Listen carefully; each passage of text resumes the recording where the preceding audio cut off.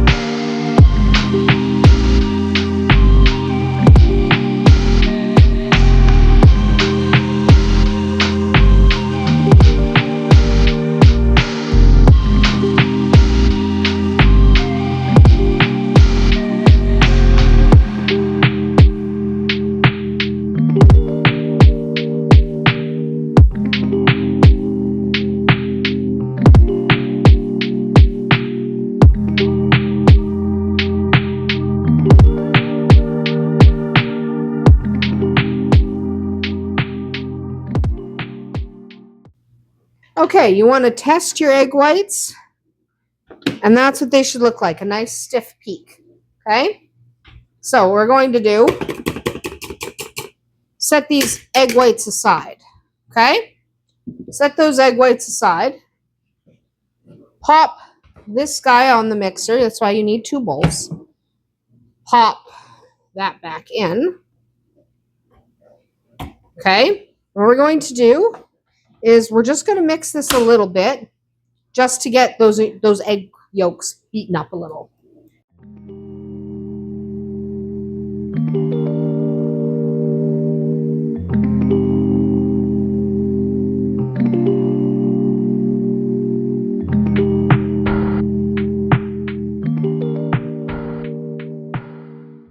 Now we want to add 2 cups of flour.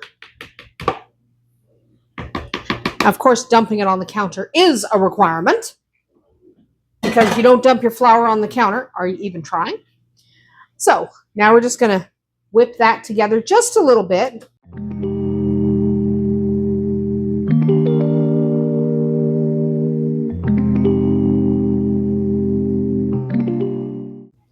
Okay, lift that. And yes, it should be pretty drippy. Okay, we're going to take this off. Get rid of the mixer. We don't need it anymore, okay? I mean, get rid of it by put it away. Don't, like, throw it out. I said that once. Someone's like, should I throw it out? No. I'll throw your mixer out. Next, take your egg whites. Slide these into here. And if you don't like how runny it is, you can add a little more flour. I tend to like using a slightly runnier dough. Also, it's important to note that for sugar content, I did put between a quarter and a half a cup of sugar. If you want it sweeter, you can just add more sugar. If you don't want it as sweet, just add less. Sugar is pretty much to taste. You do need to add the salt. Okay, it's important that you add the salt because the salt, now be gentle with your egg whites, by the way. You're folding them in, be gentle. But the salt enhances flavor. It doesn't make it salty. If you put enough salt in that you made it salty, you've added too much salt. So this should be a really fluffy batter. Okay, you've got 4 egg whites in here. It should be fairly fluffy. Okay. Alrighty, that's looking pretty good. There we go. Nice, fluffy, gentle. And you can add other things to your batter. If you want it to taste like mint, you can do that. If you want it to taste like maple, you can add an extract for maple. Just, you don't have to use vanilla. I used vanilla because it's the most basic. Okay. Now, you do not have to do this next step. This next step, I am using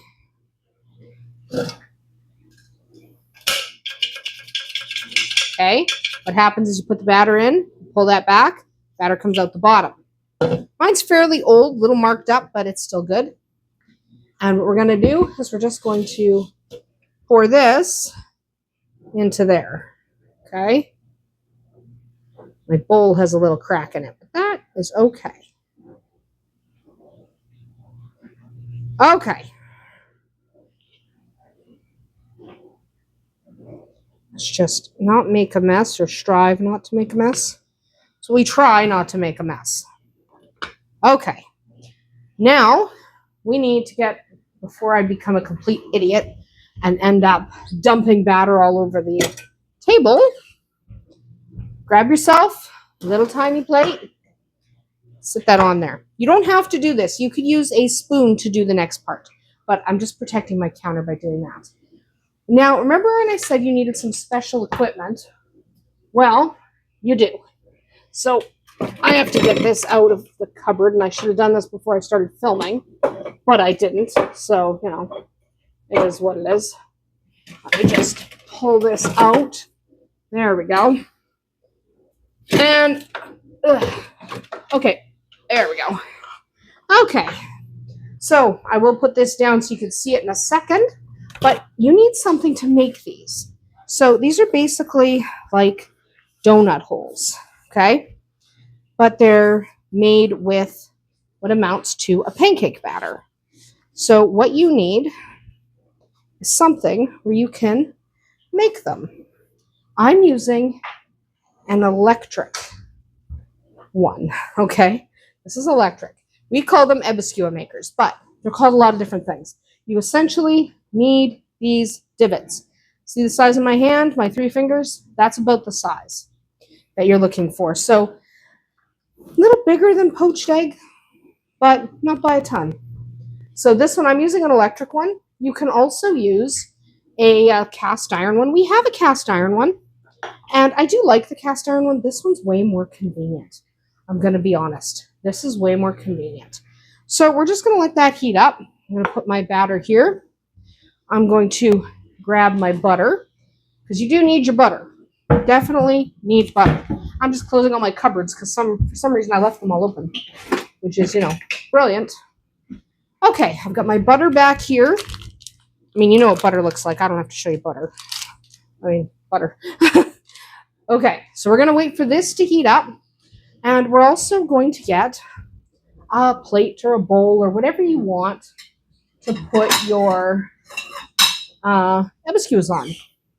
So I'm just going to use a little plate like that.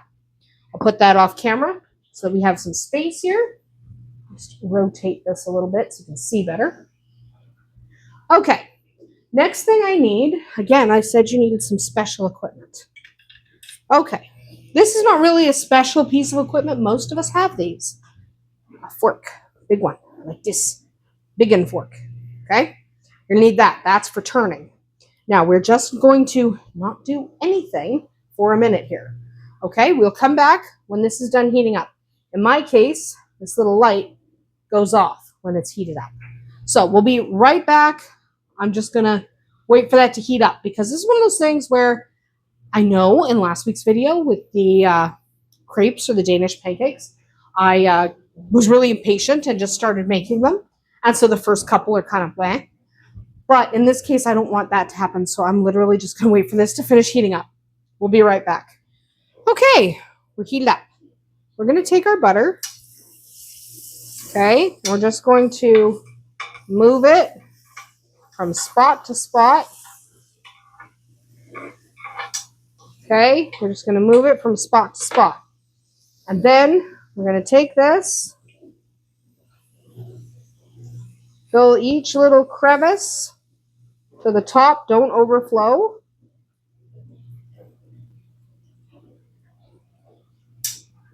And this is where we do end up having to time lapse because it's really boring watching these guys. But I'm sure you'll get the idea. That's why we have a plate. It's going to drip a little. But I'm sure you'll get the idea. All right, so we are going to time lapse this. We need to wait until these are mostly cooked, like till they're cooked. About maybe the width of my pinky finger from the outside in. Because if we flip them now, they're not cooked. Okay, they're not cooked.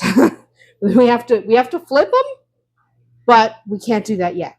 Okay, so let's time lapse and watch them cook a little.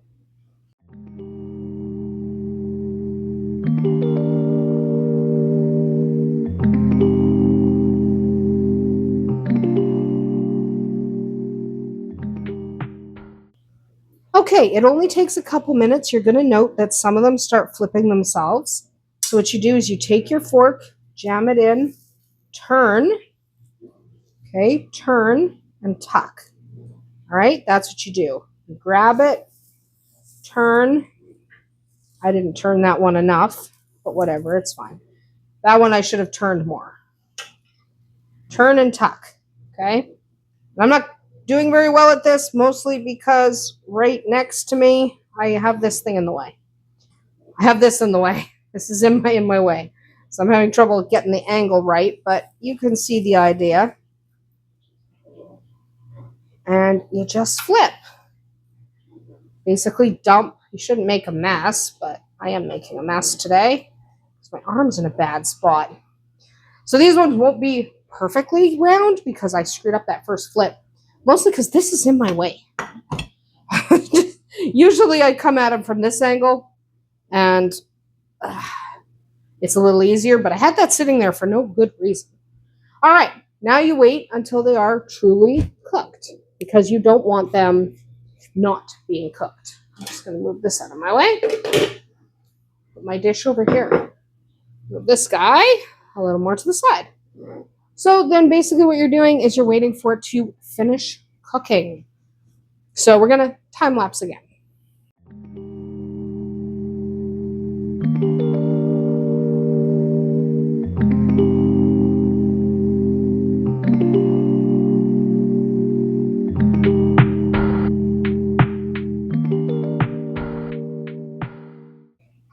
Okay, if you're concerned that they might not be cooked, take your fork, jam it into the middle, pull it back out, and that's almost clean. So when it is clean, then you know they're cooked. Now, if you take them off a little bit early, that's actually okay because they actually do continue cooking. Okay? It doesn't want to stay up. So you just keep turning them so they don't burn. You don't want them to burn. Unless you like them burned. I guess if you like them burned, you can do that. So then you just check a different one. See? Very close. And you just want to make sure they are cooked all the way through. just because nobody wants raw dough. That's gross. And you can also rip one open if you like, which we'll do in a couple minutes here. But see, even with my messy turning, they actually turned out looking okay, right? They ended up looking all right. So I'm just going to get off of that one.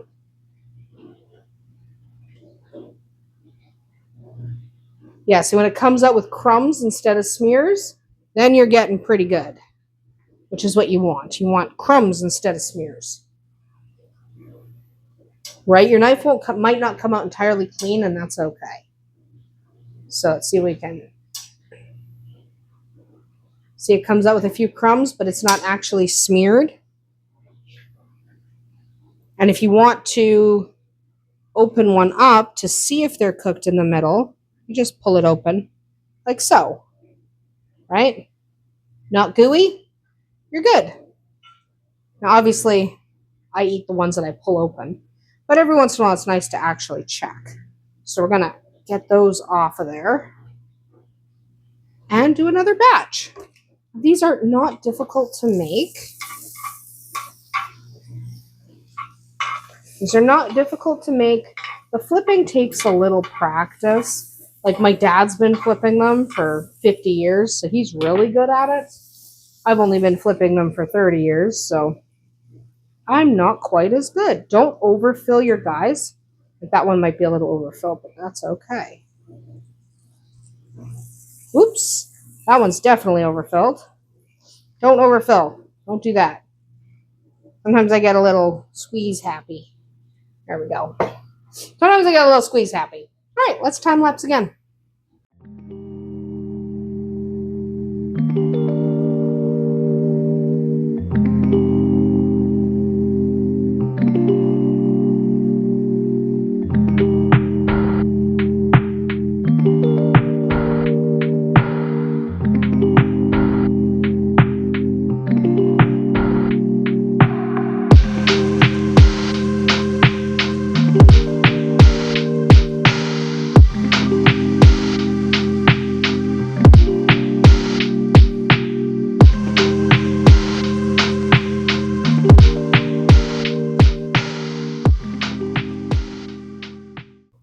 All right, I'm sure you can get the idea, and that's what you end up with.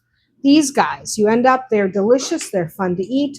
You can actually put fillings in them if you want to. If you use a piping tip and an icing bag, you can put custard in them, you can put jam, you can put chocolate filling if you wanted. You can do all kinds of things with these little guys. Or you can just eat them plain, you can dip them in sugar. Personally, I like to have a little maple syrup on top of mine. I am Canadian. So how can you not have some maple syrup? But, my dad grew up eating them with just a little bit of sugar on them. So have them however you like, but they are fun. They are a little taste of home for my dad. And we've always really loved making Æbleskiver, and mostly we love eating them because he is excellent at making these kind of things. And he taught his daughters well. But hopefully you enjoyed that little tutorial on how to make these really fun little Danish balls of delicious goodness. And I do hope that you will try these out on your own. Let me know how it goes. Yes, you do need the pan in order to do it. You can get an electric one or you can get a cast iron one for your stovetop. I prefer the electric. I grew up using the cast iron. The electric's just my preference. Cast iron works perfectly well. But at any rate, let me know how it goes if you do try these out on your own. And I'll see you tomorrow.